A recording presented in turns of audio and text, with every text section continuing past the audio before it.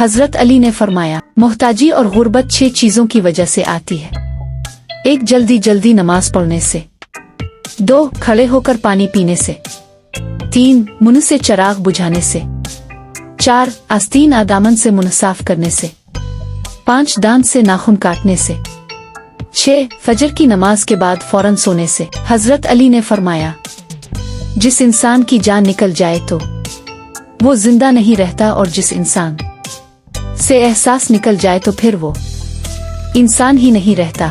اگر تم کسی کو دھوکہ دینے میں کامیاب ہو جاتے ہو تو یہ نہ سمجھنا کہ وہ کتنا بے وقوف ہے، بلکہ یہ سوچنا کہ اس کو تم پر اعتبار کتنا تھا۔ حضرت علی نے فرمایا، رشتوں کی خوبصورتی ایک دوسرے کی بات کو برداشت کرنے میں ہے، بے عیب انسان تلاش کرو گے تو اکیلے رہ جاؤ گے۔